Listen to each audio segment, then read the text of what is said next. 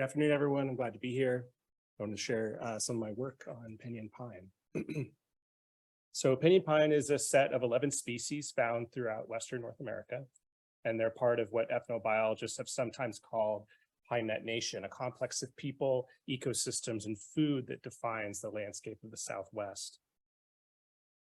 These trees produce edible pine nuts, a critical indigenous traditional food that is threatened by climate change and land management practices.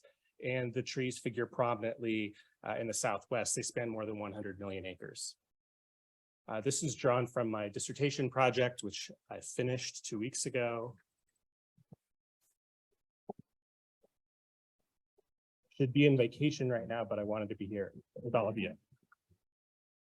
So this is one of the chapters from my project. This is an area that I've lived and spent a lot of my life, and actually went to one of the indigenous communities there, and I asked them about a project to work on.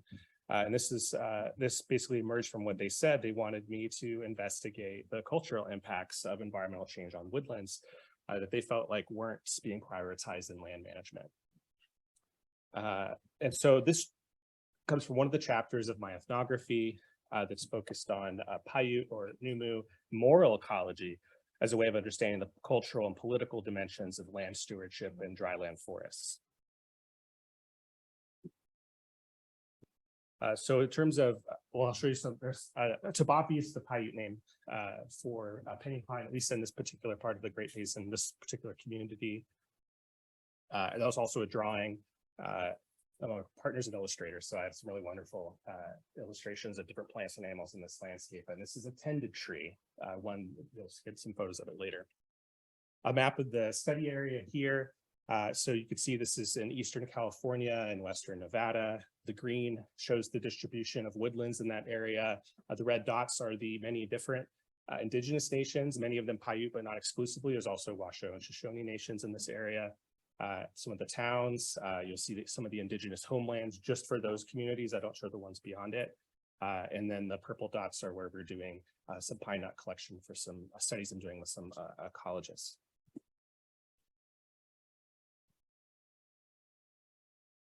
So this work is based on 36 months of field-based ethnographic, ethnoecological, and historical research in California and Nevada conducted between 2017 and 2022. And I look at a more kind of philosophical take on how people are thinking about their relationship to plants. And that's just because a lot of the land management work has a very materialist emphasis, which is important. But part of what I'm trying to do and part of what the community asked me to do is to really bring forward the way that they're thinking about their relationship with these trees so that maybe actually that will filter in some of the land management agencies and the work that they do. And at the end of the presentation, I'll talk about my next project, my postdoc project that I'm doing in collaboration with them, which is a much more, basically it's an experimental project. So doing some work on the ground, and you'll see how the two are connected. So Nüümü moral ecology is enmeshed in conflicting modes of landscape valuation and moral claims making that play out in stewardship encounters over proper maintenance of relationships between people, plants, and animals in pinyon-juniper woodlands. In this particular chapter, look at moral ecology and how that's at stake and this question of how landscapes get valued. I have provided ethnographic analysis of how different communities, and I worked with Paiute communities, land managers from the U.S. Forest Service, and livestock ranchers in this particular area of Eastern California. And I look at how the political frictions emerge when agencies are navigating these different ways of valuing forests, especially amidst a time in which there is a significant decline in the health and distribution of these forests because of drought-induced mortality, forest clear-cutting projects, and large-scale wildfires. So one of the things that I did in my work was to, I'll do this in a second. So here's a cone scale here. You see the seed in it. That's what people will collect and will eat. There's a cone with the seeds that are taken out in the fall, which is the collecting season. And then this map here just shows the really broad distribution of different species of pinyon pine throughout the Southwest. And the red circle shows the particular area I work in, which is just single leaf pinyon, which is the only pine with a single leaf. And it actually is very interesting because it gives it a very unique, I think, texture to the way the tree looks. So the question for this chapter was how environmental change, I'm conceiving of that as both climate change, but also land use and land management practices, because the two interact with one another, are impacting cultural practices and the relationships that Nüümü or Paiute people are maintaining with tupabi. In terms of the methods, pretty classic set of ethnographic methods. I spent a lot of time out in the field caring for trees and collecting plants with folks during my 3 years of field work. A lot of different projects, action-oriented projects I worked on with the cultural department of Bridgeport Indian Colony. I did a lot of interviews, focus groups, and actually the archival research was particularly fruitful, both going through a lot of the cultural resource records that the Forest Service has, which is a pretty remarkable archive of material that is not easy to access because of a lot of sensitivity around cultural information and site location. But also a lot of really great information in tribal archives when a community is open to you looking through that and you have some kind of agreement in place for protecting the sovereignty of that information. And so I found some really wonderful oral histories too. And I don't have time in this presentation, but there's some really great stories about the arrival of nut pine and about different animals and the role that they play in sustaining the forest. That is really important accounts of environmental change in that landscape. And I mentioned the tended tree here. This wasn't tended for the purpose of nut production. It was actually for fuels reasons that they trimmed it. But this is how one might imagine a pinyon tree looks when people, indigenous communities in particular, were caring for it, because there was one of the lower branch trimming was something that was commonly done. Pinyon's not a fire adapted tree. The bark is very thin. It has a low crown, and so that the trimming of branches helps protect it from fire. So relationality is really one of the things that's at the core of a Paiute moral ecology, how people conceive of their connection to a plant like pinyon and what they get from it and how they take care of it. And thinking with the work of two Paiute scholars, Mel Brewster and one of his colleagues, that I want to think through this question of puha, which is a Nüümü concept that describes a power that infuses and flows through an integrated material and spiritual world. All things have this life force, though it does not spread equally across space and time. It reflects an ecology in the sense that it defines relationships between things and is responsive to human and non-human action. All forms of life have a relationship to puha, and when one is extinguished, life is extinguished, it leads to personal communal loss. So there are different places that have concentrations of puha. These are often culturally important locations for various reasons. And material transformations affect the distribution of puha on the landscape. So this is something that people talk about a lot in the community, how you maintain this balance. So a lot of the tension over the care of pinyon-juniper woodlands emerges out of the imbalance that's been created by large wildfires and shrubland to forest, or sorry, I should reverse that, forest to shrubland conversion projects that remove trees, which has been a practice used in the Southwest for a very long time. Millions of acres of forest have been removed throughout the Southwest in the 20th century, and it's still ongoing. A lot of that was geared towards removing trees to encourage range plants for livestock and planting of non-native forage species like crested wheatgrass. Something that's really important to understand in the context of this landscape is land tenure. And so here you can see the land tenure. Most of the native nations in this region have had most of their lands dispossessed. Bridgeport Indian Colony, for example, only has 150 acres, which is just enough space for housing and a community center, but doesn't provide the ecosystem, people control of the ecosystems and access to ecosystems that they sort of determine on their own. So nations become very dependent on federal land managers who have most of the landscape. And so in this area, it's mostly the Forest Service, the Humboldt-Toiyabe National Forest. So this relationship between tribes and agencies is really important because it plays a really prominent, how the agencies manage the land plays a very prominent role in the cultural practices that communities want to use. And so I talked a little bit about the wildfires, and here I've mapped them in different groupings. And this area here, so I mostly work down here, but this is what I want to focus on right in this area here. So there have been all of these successive fires that have happened in the last about 10, 15 years. And what's happening is you have a wildfire that burns through a woodland and it gets replaced with a monoculture of cheatgrass. So the cheatgrass fire cycle is transforming the role of fire on the landscape.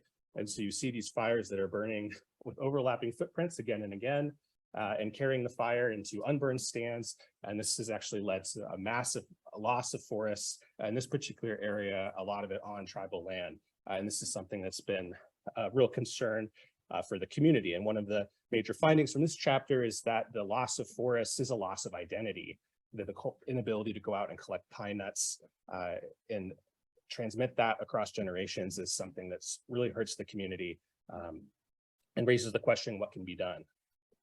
To say a little bit about the history of nut pine on the landscape, because I spent a lot of time in the archives looking at the history of the 19th and 20th century history of that forest. When settler colonists first arrived in the Great Basin, nearly all the early accounts note the importance of nut pine to indigenous communities. But for settlers, the trees were initially valued as a useful resource, and they preferred to have a landscape free of trees. So the trees were widely cut in the late 19th century. They were used for fence posts, for fuel wood, for structures, particularly for mining shafts. This is a big mining area. And also, I think I said fuel wood before. It was cost prohibitive to import wood from the Sierra into this landscape because it was fairly far. So those were the trees that people would cut. But as mining technology changed, most of the forests were sort of left alone and there was a lot of regeneration. But this regeneration got classified as expansion, that the trees didn't belong in this place. And that was part of this early discourse of range management, what became rangeland ecology, and the idea that that trees don't belong in certain places, such as in particular soils. And there was a real inattention to land use history in the longer history of the forest, and they may have existed in certain places, and also in more recent years, how a changing climate means the trees need to be given space to be able to grow in new places as other areas become less habitable. And I mentioned the clearing projects, and there was a lot of surplus military equipment after World War II, a lot of bulldozers and battleship anchor chains that were used. And that's what they would do. They have 2 bulldozers and anchor ship chains with chain links that weigh about 90 pounds, and they would just drag it through the forest to uproot all of the trees, and they would replant it. And this is still done, not in my project area, but other parts of, like, say, Eastern Nevada and particularly Utah, this is still widely used.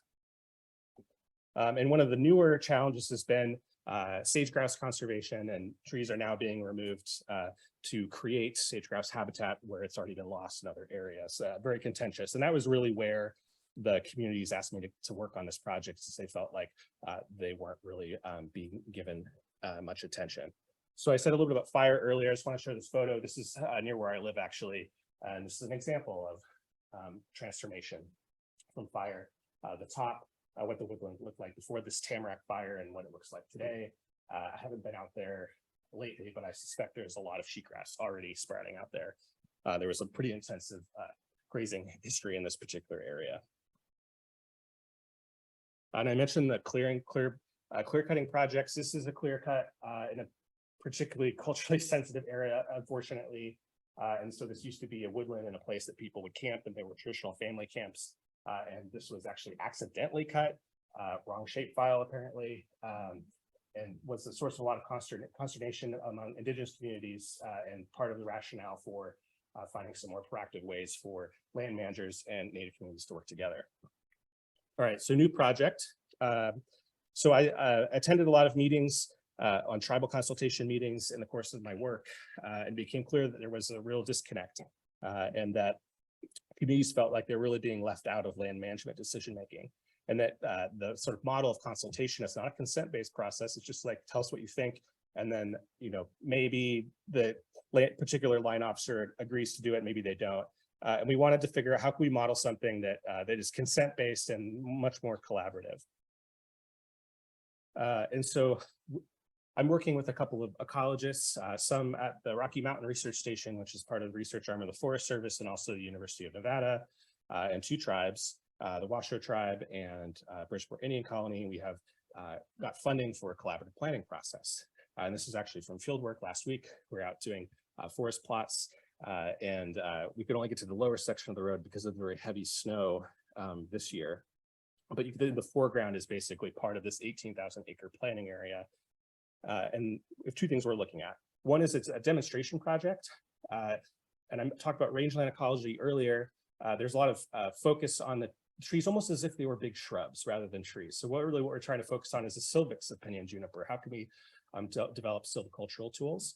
That's from the Western science perspective, but we've also opened up space for our Indigenous colleagues to bring some of their traditional management practices back on the land. And so in the course of this 2-year planning process, we'll be coming up with plans for implementing stewardship activities on the ground, and we'll be studying it experimentally to look at the impacts. We already started our meetings. These sorts of projects take a very long time. We had 2 years of pre-planning activities, and that was after I've already been working 7 years in the communities. And we're in the midst of what I would like to think it's only going to be 2 years, but probably longer of the planning process. And then there's implementation. So really, I think of it as a decade-long project. But we've been already meeting, and we have another meeting next week. Part of my focus as the social scientist on the project is basically trying to study the collaborative process itself and how you work across different knowledge systems. One of the things I've heard from my Indigenous colleagues is a real need to educate land managers who are not Indigenous, who often don't know a lot about these knowledge systems. But what are Paiute ways of stewarding and thinking about the landscape? I talked about the concept of Nüümü moral ecology before. That's the kind of thing that we want to teach people. I'm out of time, so I'll flip through this real quick, but you can see this is the vegetation map of the project area. You can see there's a lot of loss of woodland.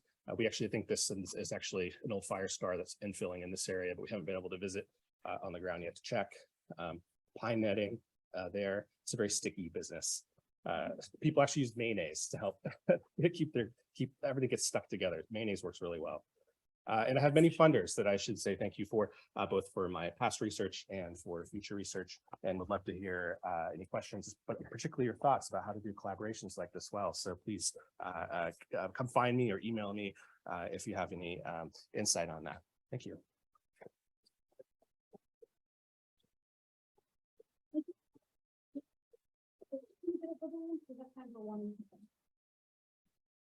I've got lots of questions for you.